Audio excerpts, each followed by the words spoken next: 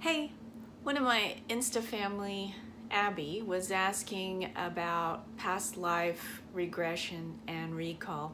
And so I thought I would just start a couple of little short videos to talk about my experience with that. When I was a kid, and I would have sometimes really vivid and unusual dreams about things that I wouldn't have been exposed to. And I would go to my mother and I would say, "This is really weird, what does this mean?" And she would say, "Well, it might be from a past life." And it was kind of just a common thing in our house that we were open to the possibility of reincarnation. So I think that openness allowed me to have to be aware of more experiences. I think probably everyone has had some flickerings, but maybe not noticed. Okay, so one of the childhood stories that's coming to mind is that I had a dream that this is graphic, so trigger warning here. Okay, I had a dream that my hands and feet were tied with ropes, and that I was being drawn across a saw blade from the crotch up, was going to be cut in half. And that was a very gruesome, horrible thing. And I think I was 6 or 7, and I would not have seen this on TV. So when I talked to my mom about it, she was pretty disturbed. And she said, well, they actually did that back in the day. And since then, I've researched it, and that's part of drawn and quartering. They call it being drawn and quartered, and they did that a lot with witches and other criminals during the Dark Ages. Sometimes they drug them apart with horses too. So I've just always kind of had this openness to the possibility that there's past lives and that sometimes I can remember them. Another one that's coming to mind right now is I was 18, and it was my first summer on my own, break from my first year in college, and I went to work at a national park, and I was fortunate enough to live in park housing. And when I went to take a moonlit stroll on one of the nearby trails, well, it wasn't quite moonlight, but it was later in the day, dusk. And I had the opportunity to climb out over a small creek on a tree trunk that was laying out over the water.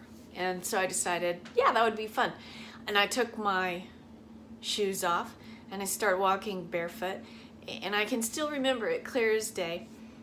I'm walking barefoot and I'm looking down at my feet, and my friend who's there at the time says, "Hey, be careful, you don't want to fall in."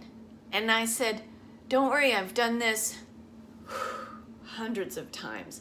And as I was saying it, I'm thinking, but I haven't. I have actually never done this. I was pretty clumsy as a child, and I didn't like that sort of play until I was in college. So,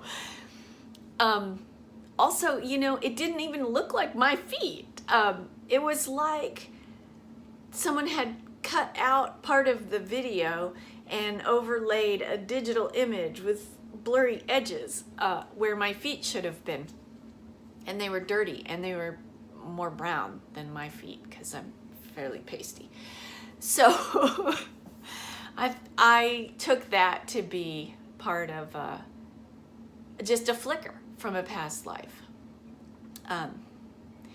Let's see, a couple of my stories are quite a bit more involved, and so I think I'll save those for separate videos. But let me just talk a little bit about the methodology that I've studied after these spontaneous flickerings, as I'm calling them. One is there are just a number of ways to practice past life recall or regression. You can do that one-on-one with a shaman, coach, facilitator, witch, priestess. Lots of people offering that kind of service. And you can also do that in groups at various weekends with the same kinds of, I'll say, spiritual professionals. And you can also read about past life regression and try some of the techniques. And just to summarize, one of the ones that I've experimented with, it falls into the category of shamanic journey work, which I think is probably another whole video by itself.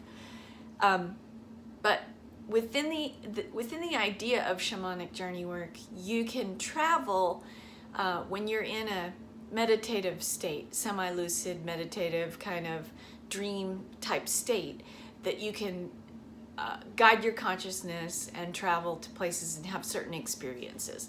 So you start out by looking, once you get into this zone, the state, you start out by imagining that you're rising up out of your body and that you can see your home, and then your city, and then your region, and then your country, and then your part of the planet, and just go up and up and up and up. And then you can imagine with your mind's eye that you're just spinning the ball, the globe, just and then putting a finger on it.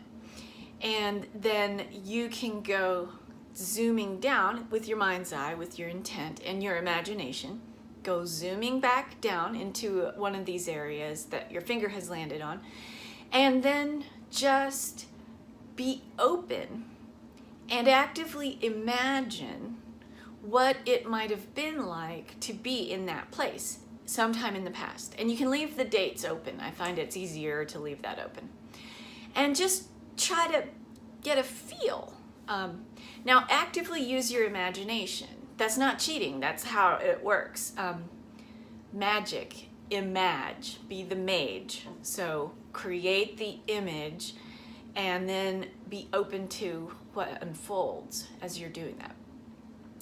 And there's another method that I've had really powerful success with, and that's called hemispheric synchronization, and that's by the Monroe Institute of Consciousness. And in super brief, it's basically they've developed some guided meditations you listen to with really high quality headphones, that one ear has 400 and I think it's like 420 megahertz, and the other ear has 400 megahertz, something like that. But the dissonance between the two electronic frequencies playing in your head affects the hippocampus, and then that in turn kind of puts you in the state that you would be in, the brainwave state that you would be in while you were dreaming. However, you're conscious because you're just laying there listening to this program.